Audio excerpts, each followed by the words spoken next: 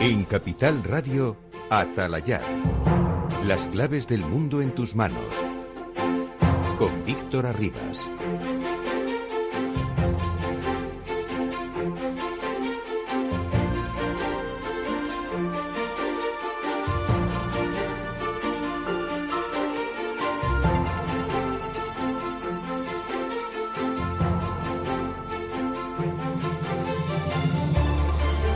Saludos, señoras y señores, muy buenas noches y bienvenidos a Atalayar en Capital Radio. Ya saben que es el programa de análisis sobre la actualidad internacional que abrimos en esta misma sintonía cada noche de los lunes. Esta mañana de lunes, nos hemos despertado en el mundo con las estatuas de Lenin y el Che Guevara, que hay en diferentes puntos del planeta, intactas. No ha habido ataques contra ellas, en nombre de cruzada alguna en defensa de los disidentes enviados al Gulag, ni de enemigo alguno de la revolución que haya sido ejecutado. Hoy solo han aparecido decapitadas algunas estatuas de Colón en muchos lugares, en varias ciudades, donde se honra al más famoso conquistador y otros tantos símbolos de la historia de Estados Unidos igualmente vandalizados. El movimiento antirracista Black Lives Matter ha cosechado el aplauso de la mayor parte de los ciudadanos y las instituciones en los 5 continentes, pero alberga en su seno corrientes violentas que han sembrado la destrucción en esta semana que ha transcurrido desde el pasado lunes, desde que despedimos entonces nuestro Atalayar a eso de las 11 de la noche. Una nueva Inquisición está tratando de imponer una visión de la historia por la vía de eliminar cualquier vestigio molesto en relación a la corrección política actual. De esa forma, sin duda, se pervierte la defensa de la igualdad que, con todo el derecho, con toda la razón, se está defendiendo en las manifestaciones de protesta por la muerte del ciudadano negro George Floyd y también muerte a la que ya acompaña el martirio de un segundo afroamericano que ha muerto ayer domingo por los disparos de la policía estadounidense. Hoy vamos a pulsar, además de este gran asunto, vamos a pulsar el análisis de lo que está ocurriendo con el petróleo mundial, qué está ocurriendo en el mercado petrolífero del mundo entero, que se hundió, ya lo saben, en plena cuarentena y que trata de resituarse en la reapertura de la economía mundial. Hoy tendremos como invitado muy importante en esta sintonía a un protagonista de esa actualidad y si nos acompañan durante la próxima hora podrán escucharle. Vamos a arrancar ya, hasta las 11 de la noche, Atalayar, las claves del mundo en tus manos. Que nos sirve desde la redacción de Atalayar, Enar Hernández. Enar, buenas noches. Buenas noches, Víctor. Hoy la noticia está en Europa, que empieza a reabrir sus fronteras internas a petición de las autoridades de Bruselas. Alemania, Bélgica, Bulgaria y Francia han levantado sus restricciones a los pasajeros de la zona Schengen, mientras que España abrirá el próximo 21 de junio. Italia, que ya permitió la entrada de ciudadanos europeos el pasado 3 de junio, ha presentado un ambicioso plan de reactivación de la economía sobre el que hablaremos en el último bloque. Mientras en China temen la llegada de una segunda ola de coronavirus con los rebrotes registrados este fin de semana. Un foco en el principal mercado de alimentos de Pekín ha dejado más de 100 nuevos contagios. En el programa de hoy también actualizaremos la situación en Estados Unidos. Como bien decías, las protestas se han vuelto a intensificar con la muerte de un joven afroamericano a manos de la policía en Atlanta. Además, realizaremos una mención especial al derribo de estatuas de los líderes coloniales y esclavistas durante las manifestaciones, unas imágenes que han dado la vuelta al mundo. Y como cada lunes antes de las 11, repasaremos los principales titulares de la prensa internacional. Atalayar, con Víctor Arribas en Capital Radio. A las 10 de la noche y 9 minutos, 9 y 9 en Canarias, saludamos al director de atalayar.com, que es Javier Fernández Arribas. Don Javier, buenas noches. Buenas noches a todos. Hoy aquí en el estudio. Sí, es Dejamos el teletrabajo, ¿no? Sí, poco a poco tenemos que irnos incorporando. Hoy en Atalayar hemos vuelto también a la redacción. Hombre, hemos estado teletrabajando bastante bien porque los profesionales han respondido y han mantenido una alta calidad de todas las informaciones que hemos estado realizando. Pero la radio hay que verse las caras para, sí, así es, para comunicar. La radio se ve, que decíamos los antiguos del medio, ¿no? La radio se ve, efectivamente. Bueno, ya has visto que los rebrotes se producen, pero da la sensación de que están siempre muy localizados, incluso en el caso de Pekín, donde hay una gran preocupación por esa evolución negativa en algunos barrios, pero como está ocurriendo en España, son rebrotes que están localizados y que rápidamente se les pone coto, ¿no? Y según algunos expertos, tienen menos virulencia. Parece que el virus tiene menos fortaleza, aunque eso sí, se propaga con una rapidez que es una de sus virtudes, entre comillas, malas virtudes, de sus características, mejor dicho. Pero efectivamente yo creo que desde enero hasta aquí, algunos desde enero, otros tardamos desgraciadamente más tiempo, hemos aprendido, y entonces creo que ahora mismo cada vez que se produce un brote de estas características hay que aislarlo, hay que hacer los famosos test, las pruebas, y las personas que estén contagiadas, pues evitar que puedan contagiar a otras. Bueno, vamos a abordar ya el primero de los grandes asuntos que hoy con los que hoy vamos a acompañarles en Atalayar, en Capital Radio, y es la situación del mercado petrolífero mundial. Ya saben que el mercado se hundió a principios de la cuarentena a nivel mundial, los precios cayeron, los precios del barril de Texas y de Brent también, y ahora estamos en un proceso de desescalada, de vuelta a la normalidad, de reapertura de las economías mundiales, y queremos saber exactamente en qué punto está y qué evolución va a tener a futuro el mercado petrolífero. Vamos a situar los términos del debate con Ana Rodríguez, también desde atalayar.com. Ana, buenas noches. Hola, buenas noches. El barril de Brent, referencia para Europa y Oriente Medio, ha escalado posiciones en las últimas semanas y ahora cotiza alrededor de los $40. Sin embargo, las bolsas europeas, incluida la española, han reaccionado a este aumento por el temor a un nuevo rebrote de esta enfermedad que en estos momentos está afectando especialmente a América Latina y al sudeste asiático. En este contexto, la Organización de Países Exportadores de Petróleo y Rusia anunciaron el pasado 6 de junio su intención de revisar el mercado de forma mensual para tomar las medidas que sean necesarias para estabilizarlo. Además, esta organización ha acordado extender por un mes más, hasta el 31 de julio, el recorte de sus suministros. El mayor recorte de la oferta del conocido como oro negro, la historia de la industria petrolífera, entró en vigor el 1 de mayo, según un pacto para mantener limitados los suministros durante 2 años. Este recorte ha ayudado a duplicar los precios del crudo al retirar casi el 10% del suministro global del petróleo para compensar el desplome de la demanda. En medio de esta incertidumbre, la OPEP prevé un plan escalonado con 2 moderados aumentos del bombeo que dependerán en parte de la denominada nueva normalidad y la reactivación del consumo. Gracias, Ana. Bueno, pues vemos que ese acuerdo en el seno de la OPEP para recortar la producción es lo que ahora más se comenta a nivel petrolífero o del sector energético centrado en el petróleo a nivel mundial. Tenemos comunicación con un invitado de excepción aquí esta noche en Atalayar, en Capital Radio, que es el presidente de BP en España, Luis Ayres. Don Luis, muy buenas noches. Hola, muy buenas noches. ¿Qué tal estamos, don Luis? Pues muy bien, viviendo el confinamiento desde casa. Ya son 3 meses trabajando desde casa, trabajando más que nunca, la verdad. Sí, porque el suyo es un sector que tiene, en fin, cuando vienen turbulencias de este tipo, duplica o triplica la actividad, ¿no? Bueno, sin duda, y la verdad es que este último trimestre ha sido muy movido en el sector. Y yo creo que lo que hemos tenido ha sido la tormenta perfecta, porque hemos tenido la combinación, por un lado, de los países de la OPEP y de Rusia, que a principio de año incrementaron sus cuotas de producción, con lo cual el precio del barril estuvo cayendo durante los meses de enero y febrero. A principios de enero estaba en torno a los $70 por barril, finales de febrero ya 55, $60 por barril, y llegó la crisis de la demanda por la pandemia y ya cayó en picado hasta llegar a estar por debajo de los $20 por barril. O sea que hemos tenido la tormenta perfecta. Por un lado, exceso de producción y por otro lado, recorte de la demanda por la pandemia. La situación ahora, con la tímida todavía reapertura de las economías mundiales, ¿se va normalizando? Pues lo estamos viendo desde luego en los precios del barril, pues de esos por debajo de los $20 por barril está ya en torno a los 40, y es la combinación de ambos efectos. Por un lado, los recortes de producción por parte de los países de la OPEP y también de Rusia, y la recuperación económica que ya estamos viendo. Una recuperación que la verdad es que va a pasos agigantados, sobre todo cuando vemos los impactos en la movilidad. En nuestro país, por ejemplo, prácticamente estamos hablando de un 5% de recuperación de la demanda a la semana.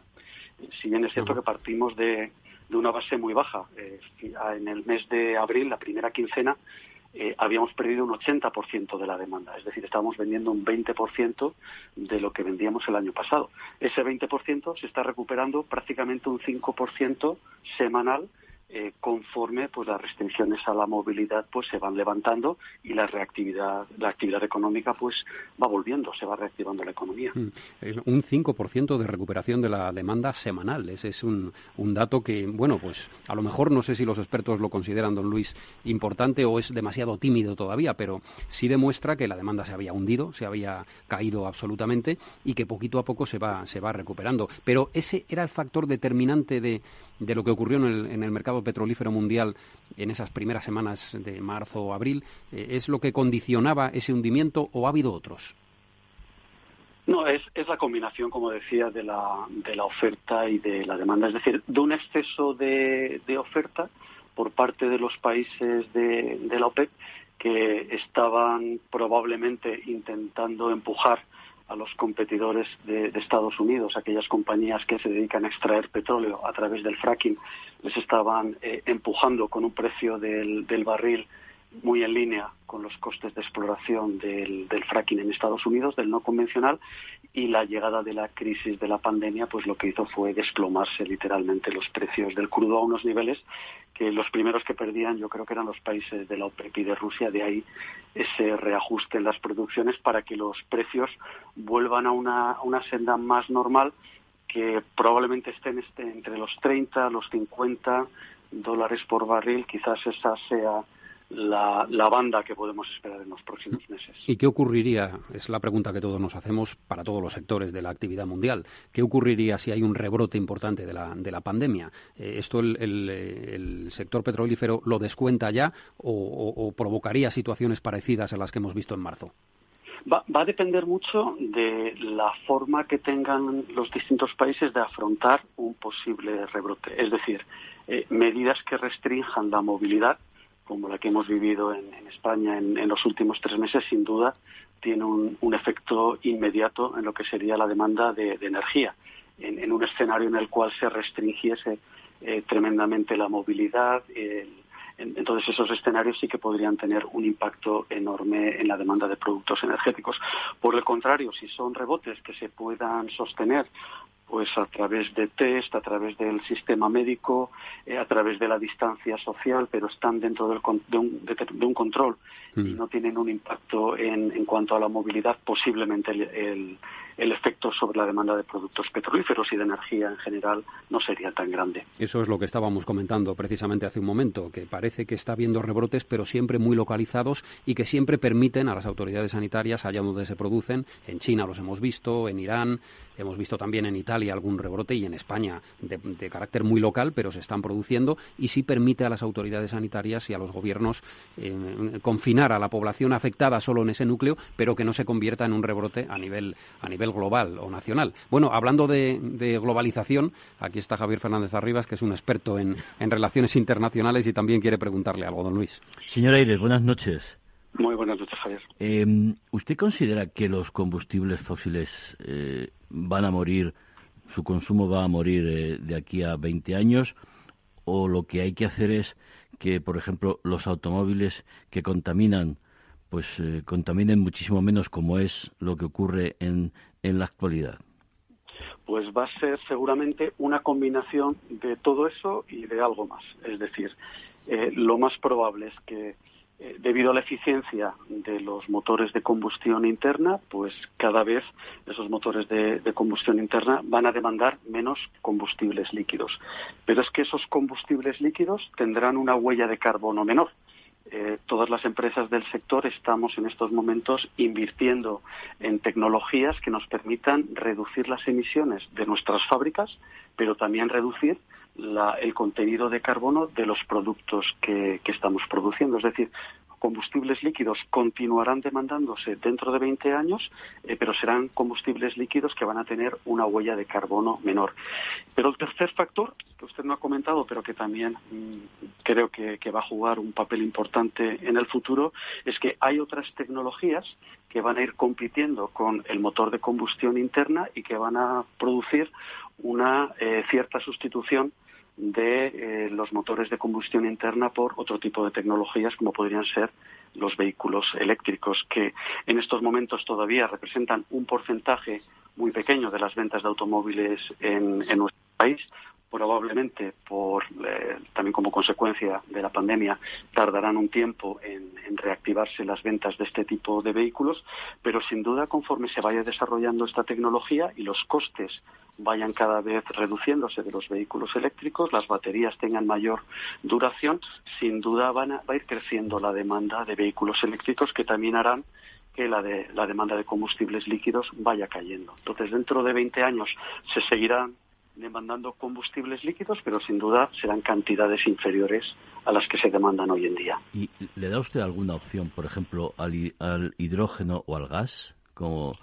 Se habla siempre de coche eléctrico, que es, como usted bien ha dicho, bastante caro. La autonomía que tiene es una autonomía bastante limitada, y yo es que soy de los que piensa que las eléctricas han hecho una campaña magnífica a la hora de introducir como única alternativa el coche eléctrico, ¿no? No es la única alternativa, y los vehículos, por ejemplo, movidos por hidrógeno, sin duda pueden ser una alternativa que hay que observar muy de cerca y que muchas compañías estamos también investigando. ¿Dónde puede tener un gran recorrido el hidrógeno? Muy posiblemente en lo que sea el transporte por carretera pesado. Es decir, cuando estamos hablando ya de recorrer muchos kilómetros con una carga pesada, hay un motor eléctrico puede ser menos competitivo, y un motor que es también eléctrico, pero movido por una energía que no tienes almacenada en una batería, sino que te la proporciona una pequeña carga de hidrógeno, puede ser una de las soluciones del vector energético cuando hablamos de la movilidad pesada por carretera. Sin duda, el hidrógeno va a jugar un papel fundamental en la transición energética. Pero yo estoy seguro que usted, cuando ha visto hoy las condiciones del plan Renove que ha anunciado el Gobierno, al ver que también se incluían vehículos de combustión, pues ha sido una buena noticia, supongo. Es sin duda una buena noticia. ¿Por qué? Porque todas estas tecnologías de las que estamos hablando, ¿cuál es el factor fundamental común en todas estas tecnologías? Hay una incertidumbre tecnológica. ¿En qué sentido? En el sentido de que son muchas de ellas tecnologías todavía incipientes y que no son competitivas desde el punto de vista de su eficiencia en cuanto a los costes. Por lo tanto, nosotros por lo que abogamos en el sector es por lo que llamamos la neutralidad tecnológica. Dejemos que las distintas tecnologías puedan competir entre sí, de tal forma que aquellas tecnologías que sean más eficientes sean las que triunfen y al final hagan que esa transición energética, que va a ocurrir sí o sí, sea lo más eficiente para el coste del consumidor, para el bolsillo del consumidor. Don Luis, hoy hemos visto a los grandes empresarios de nuestro país reunirse y hacer propuestas, reunirse virtualmente y hacer propuestas. Cada empresa tiene su visión sobre el futuro y BP España la tiene también sobre la evolución del sector energético en nuestro país. De hecho, en febrero pasado ustedes anunciaron un plan, un proyecto muy ambicioso para convertirse en una compañía de aquí a un plazo medio-largo de cero emisiones. ¿Esos planes se mantienen después de lo que ha ocurrido? ¿Se ralentizarán? ¿Cómo lo ve? Al contrario, se refuerzan de alguna manera. Lo que está ocurriendo en el mundo nos indica que nuestra ambición de convertirnos en una compañía de cero emisiones en el año 2050 y ayudar al planeta a descarbonizarse es más importante todavía. Creemos sinceramente que la demanda de petróleo a nivel mundial puede que esté llegando ya a su pico, que esa demanda de petróleo va a ir cayendo en el tiempo y queremos dar pasos para convertirnos en una compañía de cero emisiones. Eso no quiere decir que de un día para otro vayamos a cambiar 180 grados. Lo que tenemos que hacer es una evolución gradual para ir invirtiendo en todas estas nuevas tecnologías. Seguiremos extrayendo hidrocarburos del planeta porque pensamos que durante muchas décadas todavía van a hacer falta, pero creemos que es posible descarbonizar esos hidrocarburos porque hay tecnologías ya disponibles que nos permitirían hacerlo. Y al mismo tiempo vamos a ir invirtiendo en otro tipo de tecnologías como puede ser la producción de electricidad renovable o, por ejemplo, la economía alrededor del hidrógeno o ser capaces de extraer energía de residuos sólidos urbanos que nos permitan reinventar completamente el mundo de la energía. Llevamos más de 110 años suministrando energía en el mundo, queremos estar muchísimos más años haciendo lo mismo y para ello nos tenemos que reinventar. ¿Incluye usted entonces el suministro, lo que son las estaciones de servicio, que bueno, tienen que adaptarse a lo que pueden ser otros componentes, no ya solo la gasolina o el diésel, teniendo en cuenta además que hay una competencia absolutamente desleal con esas gasolineras automáticas que, bueno, sería otra discusión, pero que ahora mismo el sector estratégico de suministro al ciudadano del combustible que necesita para su movilidad tendrá que adaptarse a los nuevos productos, entiendo. Correcto. Las estaciones de servicio tendrán que adaptarse a una nueva movilidad. Una movilidad en la cual la demanda de gasolina y de gasóleo irá descendiendo con el tiempo. Tendremos que ir poco a poco instalando carga eléctrica y pensamos que en la estación de servicio ha de ser una carga eléctrica rápida o súper rápida, es decir, que permita que el tiempo de carga no sea muy distinto para una batería que el tiempo de carga de un vehículo de gasolina o de gasóleo. La gente no va a estar media hora o una hora esperando en una estación de servicio a que se le recargue su vehículo eléctrico. Para eso lo va a recargar en su casa o lo va a recargar en un trabajo. Las estaciones de servicio tienen que dar un servicio rápido, como puede ser este de recarga rápida o ultra rápida, y también, por ejemplo, la recarga del hidrógeno. El sitio natural para suministrar hidrógeno para aquellos automóviles y vehículos pesados que en el futuro se puedan mover con hidrógeno va a ser una estación de servicio. Las formas de movilidad van a ir cambiando en el futuro, entonces nuestras compañías se van a ir poco a poco transformando en compañías que vayan dando esos servicios de movilidad que van a ser suministrar energía, pero también dar otro tipo de servicios alrededor de la movilidad. Yo creo que con el tiempo vamos a ir saliendo del encasillamiento tradicional que hemos tenido las compañías de oil and gas, las compañías eléctricas. Vamos a ser compañías multienergías y yo diría también multiservicios alrededor de la movilidad. Una curiosidad, señor Ayres, usted que es un experto, ha mencionado antes el fracking en Estados Unidos. ¿No podríamos tener nosotros fracking en España? Más allá de las cuestiones medioambientales y los ecologistas demasiado exacerbados, por llamarlo de alguna manera. Bueno, yo lo que diría es que, en primer lugar, es muy improbable que el fracking pueda ser rentable en un país con la geología de España y un país que no tiene una exploración tradicional de petróleo y del gas. ¿Dónde es rentable el fracking? Pues es fundamentalmente rentable en aquellos sitios donde hay grandes cantidades de petróleo o gas no convencional y que típicamente están asociadas a lo que serían reservorios tradicionales de gas o de petróleo. Esas condiciones no se dan en España, por lo tanto no tenemos ni todos los sistemas de oleoductos para evacuarlo, ni tenemos una industria alrededor de este tipo de actividad. Entonces, más allá del rechazo social que se pueda producir en nuestro país, desde el punto de vista económico es que no iba a ser rentable. Estamos hablando en Estados Unidos de el break-even del fracking puede estar hoy en día en torno quizás a los $40 por barril. Y eso que estamos hablando de sitios donde existen esas bolsas y donde existen todo ese desarrollo ya de la industria que se ha hecho durante muchos años para tener los oleoductos. Ese break-even sería muchísimo más alto en nuestro país, lo cual desaconsejaría cualquier tipo de inversión en ese tipo, ya digo, más allá de cualquier ideología o más allá de cualquier rechazo que puedan tener este tipo de tecnologías. Y una última cuestión, si me permites, Víctor. No todos los días podemos disponer de un experto. Hay que aprovechar. Y además, no es por hacer la pelota, pero lo explica muy bien. Más allá de la tensión en el Golfo, Irán, Estados Unidos, nosotros, por ejemplo, aquí en el Mediterráneo tenemos un conflicto como es Libia, que también, además con intervenciones extranjeras, que desestabiliza bastante la región. ¿Ustedes, en ese sentido, hay preocupación por esa inestabilidad de un país tan rico en petróleo y gas como es Libia, más allá de las tensiones en el Golfo? Bueno, Libia es un país que efectivamente hace ya unos cuantos años vivió una revolución que afectó al sector, afectó a varias compañías, incluida la mía y a una otra compañía española, y tuvimos que salirnos del país.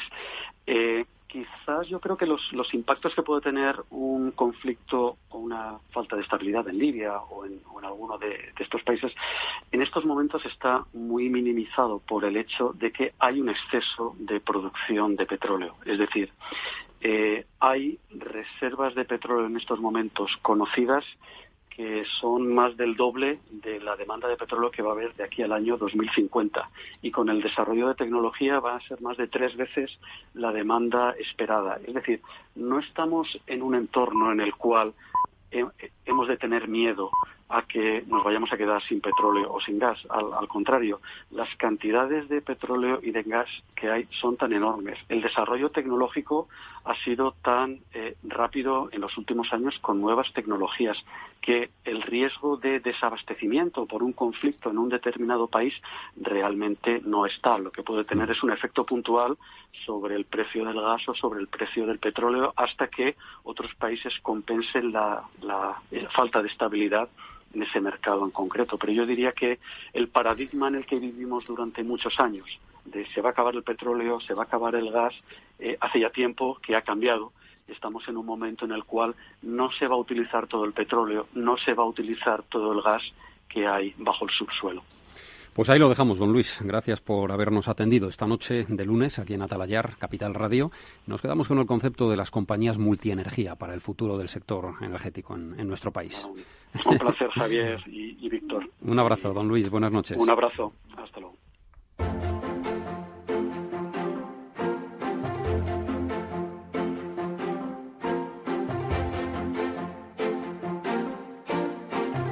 Atalayar, con Víctor Arribas.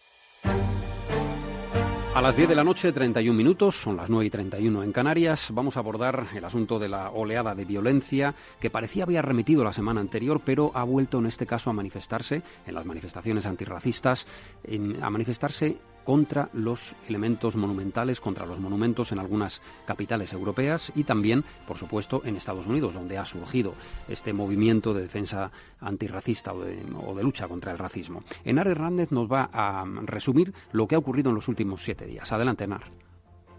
La imagen que ha dado la vuelta al mundo ha sido la del derribo de estatuas de Cristóbal Colón y de otros líderes confederados. No más colonizadores, esclavizadores y colonialistas, exclamaban los manifestantes por todo el territorio estadounidense y también por algunas capitales europeas como Bruselas o Londres. En París, el presidente galo Emmanuel Macron ha asegurado que no se derribará ninguna estatua, aunque ha prometido ser intransigente frente al racismo, el antisemitismo y la discriminación. Recordemos que la muerte de Rayshard Brooks, un joven afroamericano de 27 años a manos de la policía en Atlanta, ha incendiado de nuevo las calles en Estados Unidos. La jefa de la policía de la ciudad ha dimitido y el oficial acusado del homicidio ha sido despedido. La familia de Brooks ha pedido este lunes un cambio drástico en el departamento de policía, una petición que parece haber sido escuchada por la Casa Blanca. Mañana está previsto que Donald Trump firme una orden ejecutiva con una reforma policial que incluirá normas para el uso de la fuerza o rastreadores de mala conducta entre los miembros del cuerpo. Y avanzamos ya que el repunte de las tensiones ha provocado que el Consejo de Derechos Humanos de Naciones Unidas convoque una reunión de urgencia para este miércoles en Ginebra. Gracias, Enar. Vemos que también Naciones Unidas se mueve y que la situación es de máxima tensión. Ya decíamos que alimentando un poco esas manifestaciones, el rechazo a símbolos del colonialismo, a símbolos también de la guerra de secesión norteamericana. Bueno, está con nosotros Daniel Ureña, que es el presidente de The Hispanic Council. Es un think tank que se dedica a promover las relaciones y a estrechar las relaciones entre los dos continentes, especialmente entre España y el continente americano y especialmente los Estados Unidos. Don Daniel, buenas noches. Hola, buenas noches. El presidente, igualmente para nosotros, el presidente de una organización como The Hispanic Council, ¿qué piensa cuando ve que se decapitan las estatuas de Colón en Estados Unidos? Pues siento mucha tristeza y yo creo que también indignación como millones de personas en todo el mundo y como muchísimos hispanos de Estados Unidos, que nos consta que así nos lo han transmitido durante estos días, pues muchos hispanos, muchos ciudadanos de Estados Unidos que ven como referentes importantes para ellos, como puede ser Juan Ponce de León o Cristóbal Colón, que son importantes para ellos y forman parte del legado hispano de Estados Unidos, pues son atacados. The Hispanic Council se dedica precisamente a promover y a estrechar esos lazos de unión que, Daniel, son muchos, ¿no? Por vuestra actividad lo conocemos, pero quien haya estudiado mínimamente historia sabe que la huella de lo hispano, especialmente de lo español en un país como Estados Unidos, es indeleble, ¿no? Y en fin, por muchas estatuas que se echen abajo, no va a desaparecer, ¿no? Pues sí, la verdad es que, bueno, pues la herencia hispana o la identidad hispana en Estados Unidos, la aportación de la cultura hispana en Estados Unidos, pues forma parte desde el origen del país, o sea que es algo, no ha sido algo añadido durante las últimas décadas, sino que ha contribuido pues a lo que Estados Unidos es, y por tanto hay una aportación pues desde el punto de vista social, desde el punto de vista cultural, desde el punto de vista lingüístico, institucional, y en fin, pues yo creo que es una seña de identidad, aunque por desgracia pues no todo el mundo lo ve así. La toponimia, incluso uno de los últimos trabajos, Javier, de Hispanic Council, es la toponimia en Estados Unidos relacionada con España, ¿no? Que es enorme, claro. Pero, señor Ureña, yo considero, no sé si usted está de acuerdo, en que hay una mano negra que mece la cuna y que realmente quien está provocando ese tipo de actuaciones es una minoría, porque la gran mayoría de la sociedad norteamericana valora y mucho lo que es la cultura española, la cultura hispana. Pues yo creo que estoy de acuerdo que es una minoría que hace mucho ruido, que tiene la capacidad de influir en la opinión pública, de generar mucho impacto en los medios de comunicación. Las redes sociales, ¿no? Y las redes sociales, efectivamente, y bueno, pues porque es un movimiento en realidad que nació hace poco, ¿no? Que puso su foco pues en acabar con el Columbus Day, el Día de Colón en Estados Unidos, y lo ha ido consiguiendo en algunas ciudades, y ahora, bueno, pues es dentro de lo que nació como una protesta por un suceso bastante lamentable, pues se ha metido en toda esa esa protesta, pues yo creo que otros elementos que no tienen nada que ver, ¿no? Yo creo que las imágenes de pintadas de la hoz y el martillo en las estatuas de Cristóbal Colón o de Ponce de León, pues en fin, yo creo que no tiene nada que ver con la protesta que hay unos cuantos siglos de por medio, ¿no? Podemos decir. Efectivamente, claro. Efectivamente. Bueno, en Londres también se han manifestado de manera violenta, han derribado la estatua de Edward Colston, que era un esclavista del siglo XVII. Este era el momento en que caía la estatua.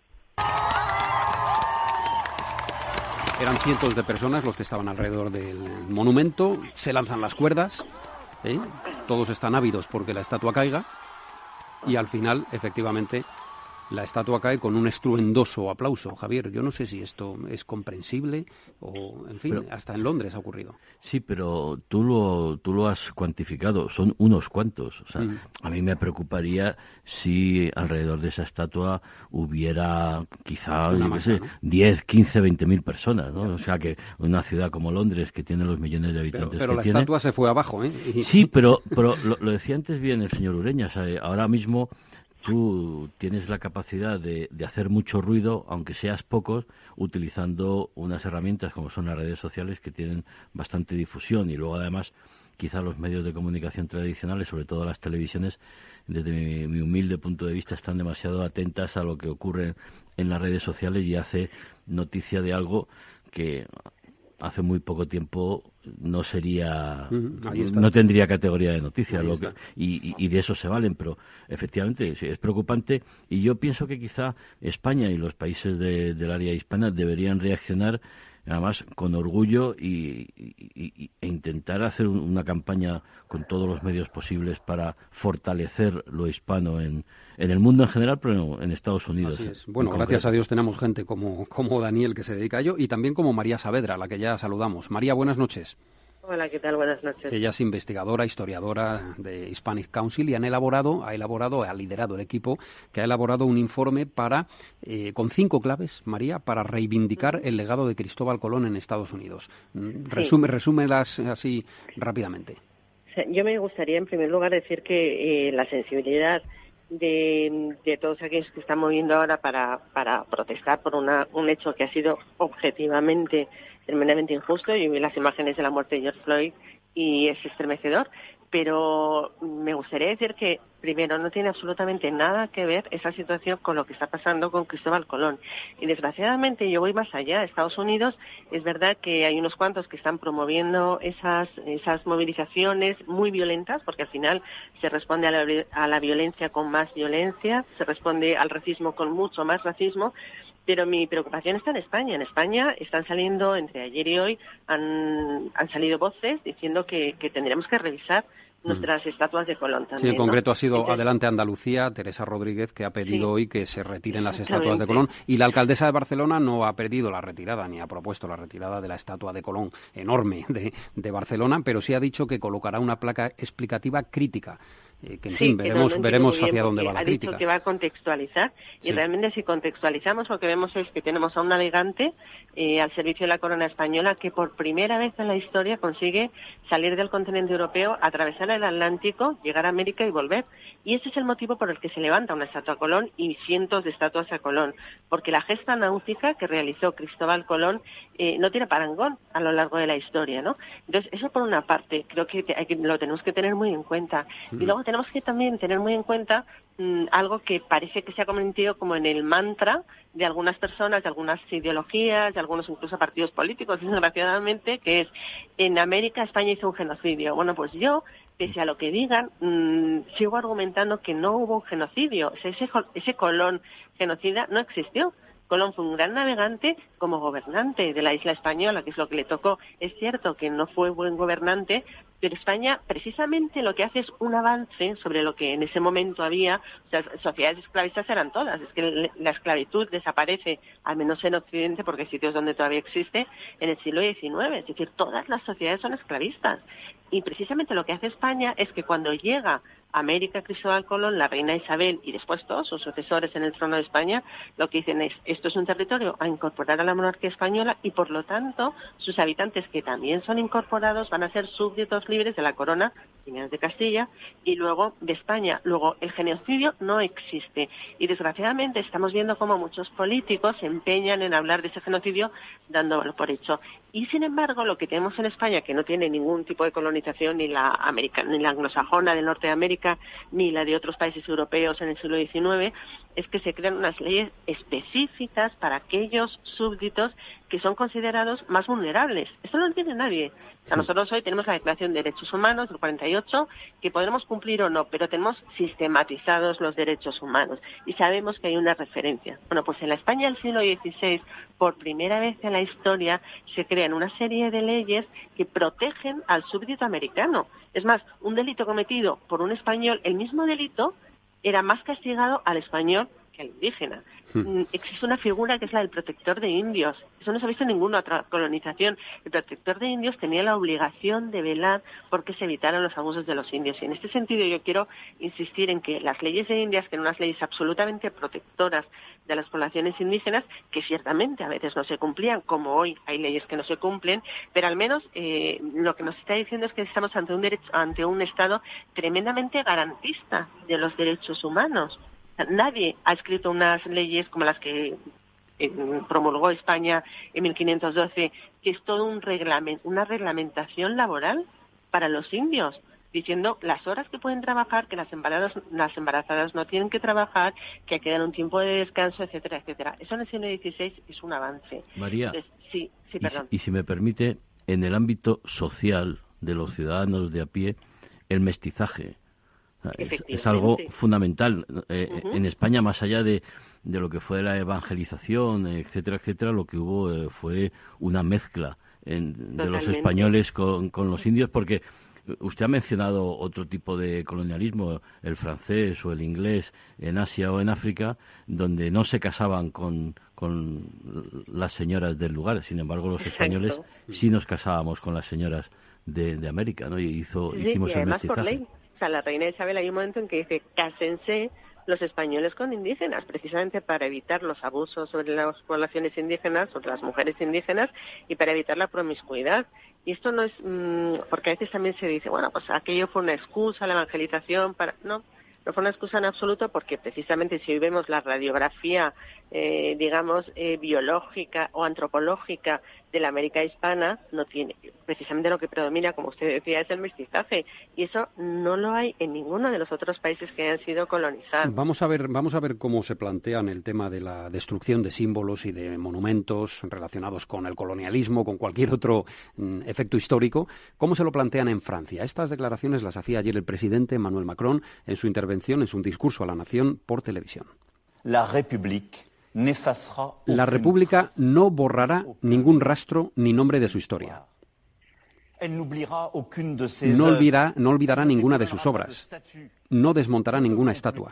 Más bien, debemos mirar juntos y con lucidez toda nuestra historia, toda nuestra memoria. Bueno, ahí hay una diferencia clara, ¿no? Al menos en lo que ha ocurrido en Estados Unidos, ¿no? Y eso que el presidente de Estados Unidos, Javier, en fin, algo de mano izquierda tiene, ¿no? Bueno, sí, pero no creo que le tiemble el pulso para evitar la destrucción de monumentos, ¿no? No, y debería hacerlo. Tiene los mecanismos para evitar que eso se produzca. Sí, y pero yo cuando creo ha que intentado sacar al ejército, ya has visto que se le han revelado. Bueno, porque eso eran ¿no? palabras mayores, pero yo creo que el tema de las estatuas, con que tú tengas una acción policial adecuada de investigación, puedes evitar perfectamente que esa minoría pueda estar actuando. Daniel, ¿ves contraste ahí en la posición de los franceses diciendo no, esto aquí no va a ocurrir? También es un poco aventurado, ¿no? Porque podría ocurrirles mañana, pero bueno. Sí, pero bueno, yo creo que esa es la postura correcta. Yo creo que pues en España, cuando intentamos borrar partes de nuestra historia, reescribir, en fin, yo creo que es un error. Yo creo que al final somos herederos, somos hijos de nuestra historia, de los capítulos más positivos y de los menos positivos, ¿no? O sea que yo creo que en fin, que la postura del señor Macron me parece que es la que tiene más sentido común. Bueno, vamos a dejarlo ahí. Podríamos estar hasta las 12 de la noche hablando de esto porque hablar de historia siempre es bueno y que, en fin, transmitir la importancia de la historia y que no se pueden juzgar hechos históricos de 1492 o de 1500 con el criterio social con el que actuamos ahora en el año 2020, pues eso es lo que hay que transmitir, creo yo. Lo que no se debe es hacer demagogia barata para intentar cosechar algunos votos fáciles. Bueno, gracias, Daniel. Un abrazo muy fuerte. Pues muchas gracias, y yo simplemente quería decir a toda la gente que nos está oyendo y especialmente a los oyentes más jóvenes que la hispanidad, la cultura hispana, creo que es algo de lo que no tenemos que avergonzarnos los españoles, sino que ha sido algo muy positivo con sus cosas, con sus luces y sus sombras, ¿no? Pero la yo hispanidad, creo que ¿no? La hispanidad en sentido. Merece la pena recordar y reivindicar. Así es. Un abrazo fuerte, Daniel. Muchas gracias. Y gracias también a María Saavedra por acompañarnos esta noche. En otro programa prometemos más tiempo. Estupendo, pues muchísimas gracias por dar a conocer la historia de verdad y no ese relato inventado al que nos están acostumbrando ahora. Gracias y un saludo. Bueno, hay que decir, Javier, que Trump, en fin, hay dudas sobre el estado de salud del presidente de Estados Unidos. Hablábamos antes de su dureza y su firmeza, pero al llevarse un vaso a los labios ayer tuvo que acompañarse de las dos manos y, en fin, hay dudas y hay rumores sobre el estado de salud del presidente, ¿no? Sí, se han desatado todo tipo de especulaciones. Estaba en un mitin y efectivamente tuvo ciertos problemas para poder beber un poco de agua. Lo que ocurre, bueno, que con Trump todo es posible, porque yo creo que para disipar un poco ese tipo de dudas, hoy ha tomado una decisión que favorece bastante al colectivo LGTBI en Estados Unidos en el tema laboral, de los despidos, teniendo en cuenta que, bueno, tampoco él ha sido un defensor de ese tipo de colectivos, con lo cual yo creo que él utiliza, y vamos a ver si su estado de salud es el más óptimo. En cualquier caso, los últimos acontecimientos no le acompañan, porque tener más de 33 millones de parados, aunque las últimas estadísticas del mes anterior han bajado un poco, yo creo que a Trump le quita bastante el sueño, porque ya veremos, pero su reelección, que es lo que él aspira en noviembre, puede estar en cuestión. Así es, esa es la gran cuestión. En las próximas semanas dedicaremos tiempo, especialmente en la coincidencia con el 4 de julio, la fiesta nacional en Estados Unidos, a analizar en profundidad qué posibilidades tienen Joe Biden y Donald Trump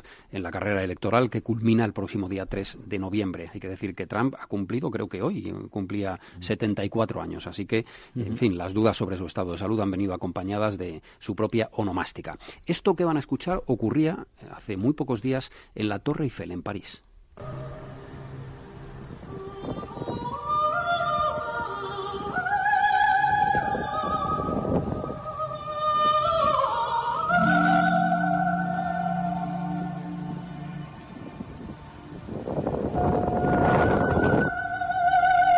torre se iluminaba como homenaje, Javier, a las víctimas del COVID. Y bueno, pues es un homenaje más que Francia está rindiendo a las personas fallecidas y a todas aquellas que se han visto afectadas por el COVID, ¿no? Con una iluminación que luego tenía luces blancas que pretendían representar lágrimas. Eso es, iban cayendo. Impresionante. Yo cuando lo vi realmente sentí envidia de cómo antes hablaba del señor Macron defendiendo su historia, toda la historia, para bien o para mal, de Francia. Y ahora mismo como el Estado, yo recuerdo cuando se produjeron los atentados en la Sala Bataclan, etcétera, etcétera, como los diputados arrancaron a cantar la Marsellesa en la Asamblea Nacional. Ese espíritu realmente de patria, de orgullo de ser francés, creo que en ese sentido lo demuestran y ese homenaje a las víctimas del COVID yo creo que es un buen homenaje. Bueno, ojalá lo tengamos aquí.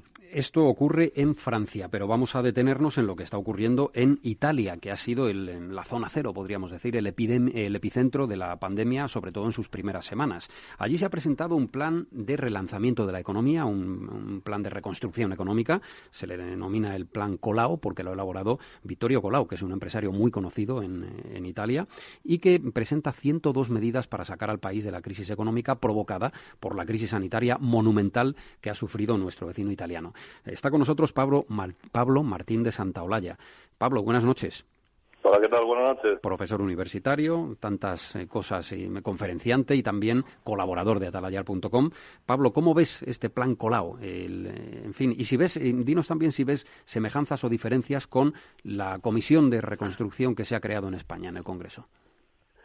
Hombre, vamos a ver. Yo tengo la impresión de que en este momento en Italia se están pergeñando casi en paralelo dos planes diferentes. Es decir, por un lado está el plan que quiere llevar a cabo la actual coalición de gobierno, encabezada por Conte y con el Partido Democrático como principal apoyo, que está muy a expensas de cuál sea la ayuda definitiva de la Unión Europea, qué parte irá en dinero a fondo perdido, qué parte será en préstamos, porque lo que está claro es que el conjunto de la Unión no va a mutualizar la deuda que se va a generar. Y luego, por otra parte, pues trascendiendo a los medios italianos, lo que estás comentando tú, que es que el presidente Mattarella encargó a uno de sus principales empresarios, que le acabas de mencionar, que está en este momento, que reside paradójicamente en Londres, no está en Italia, pero que ha sido un directivo muy importante de Huawei, pues el que, pues elaborar una serie de medidas para dar un impulso a una economía que está muy maltrecha y que es clave para la Unión Europea. Es decir, claro, es que las previsiones de la Comisión Europea para la etapa posterior al coronavirus son muy preocupantes, porque solo un dato, si Italia se nos va a ir en principio al 158-159% de deuda sobre el PIB nacional, estamos hablando de un montante sencillamente escalofriante en la tercera economía de la eurozona, porque al marcharse los británicos han subido un punto en importancia los italianos, después de alemanes y franceses, ¿no? Entonces, la previsión en principio es, vamos a ver qué puede hacer este gobierno actualmente, en función sobre todo de sus contactos dentro de la Unión Europea. Hablo de ministros como Gualtieri o de el ex primer ministro Gentiloni, que está en este momento de comisario de los Asuntos Económicos, pero más allá de cómo se gestionen estas ayudas dentro del gobierno Conte, estará la cuestión de darle un impulso fuerte al país que arrastra una crisis muy fuerte desde hace mucho tiempo. Es decir, recordemos que ya en 2011 fue necesario un gobierno no político encabezado por Mario Monti para tratar de hacer frente a la crisis de la deuda soberana. O sea que ves inestabilidad de nuevo. Esta segunda intentona, con el hecho de que en este caso hay más margen de maniobra, porque la legislatura está justo en la mitad. Hay que recordar que hubo elecciones en Italia en marzo de 2018, pues hasta marzo de 2023 no debería concluir. La cuestión es si ese plan B se activará finalmente, cuándo se va a activar, si se va a lograr una unidad de las fuerzas políticas en torno a ello y quién será la persona que va a encabezar ese proceso de reconstrucción nacional. O sea, que ve nuestro invitado Javier un cambio de gobierno en Italia, antes o después, ¿no? Es posible, pero yo me gustaría, Pablo, si podemos centrarnos en las propuestas. O sea, porque yo cuando veo la biografía del señor Colau, Morgan Stanley, McKinsey, RCS Media Group, consejero delegado en Vodafone, y luego pues miembros de esa comisión que él preside de 19 expertos, Rafaela Sadún, profesora de Harvard Business School, el responsable del Departamento de Protección Civil, la asesora económica del primer ministro, y me da mucha envidia. ¿Qué quieres que te diga? Porque en la Comisión de Reconstrucción Española que se reúne en el Senado, lo único que hacen es insultarse entre ellos, los políticos. No hay ninguna medida que realmente pueda sacarlos de la crisis. Te haría un paralelismo entre lo vivido en 2011 y lo vivido ahora, en el sentido de que yo tengo la impresión, es solo una opinión personal, de que en España acabaremos en unas elecciones anticipadas y no hay ninguna intención de llevar a cabo una reconstrucción entre las principales fuerzas políticas. O sea, eso de unos nuevos acuerdos de la Moncloa me parece que quedan en el recuerdo.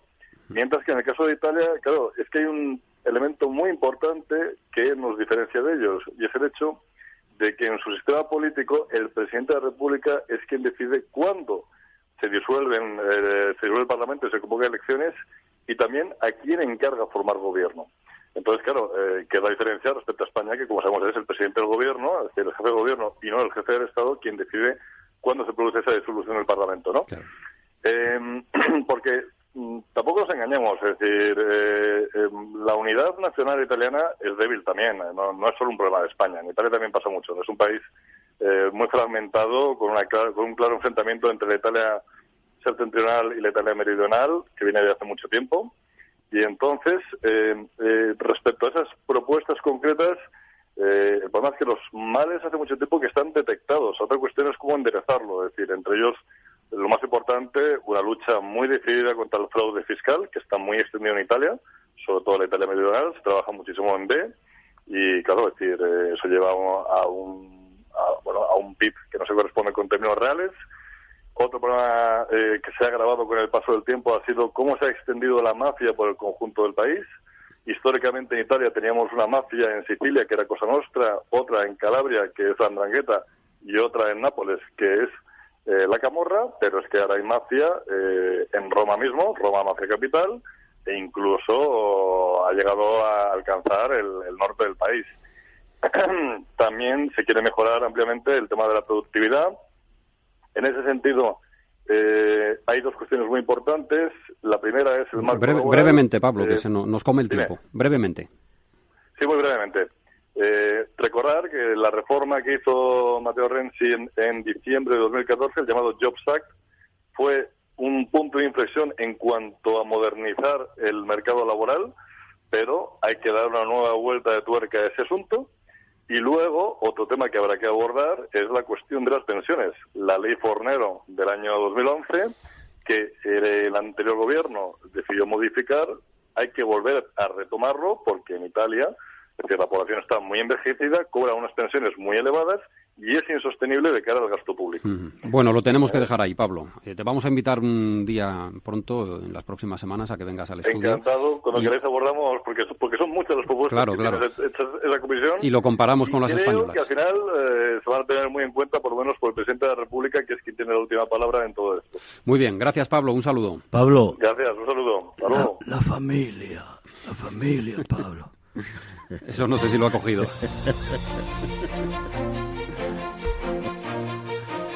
Bueno, publica a esta hora atalayar.com en su web. Se avecina una crisis en la OTAN. Francia eleva el tono contra Turquía.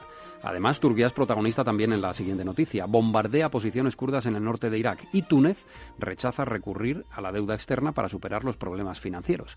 Esto es lo que lleva nuestro digital a esta hora de la noche. Veamos lo que llevan los principales medios de comunicación del mundo. Ana Rodríguez, cuéntanos, haznos ese balance diario. Los digitales del Washington Post y del New York Times abren en estos momentos con el fallo de la Corte Suprema de Estados Unidos dictaminando que es ilegal despedir a un empleado por su orientación sexual. El coronavirus también es el protagonista del británico The Guardian, quien titula con el nuevo rebrote de casos en Pekín y con la noticia de la reapertura de fronteras en Alemania y Francia. Bueno, pues ya veíamos, al principio lo comentábamos, ¿verdad? La preocupación en China por ese rebrote en Pekín, en un mercado concretamente. Hay que recordar que el virus nació en un mercado de la ciudad de Wuhan, pero bueno, ya ves como The Guardian también, Javier, se preocupa por ello y lo lleva a portada en este mismo instante, ¿no? Sí, porque esa es una de las incógnitas de toda esta crisis, y es como en una ciudad como Wuhan, en esa región, se produjo el brote que se produjo y se encerraron a 60 millones de personas, pero sin embargo ese virus llega por todo el mundo. Ya nos explicó Carmen Calvo cómo ha viajado rápidamente, pero sin embargo a Pekín o a Shanghái no. Y ahora mismo, claro, si Pekín se contagia, sería muy complicado. Lo dejamos ahí. Son las 11 de la noche, 10 en Canarias. Hasta la próxima semana. Un saludo y feliz noche.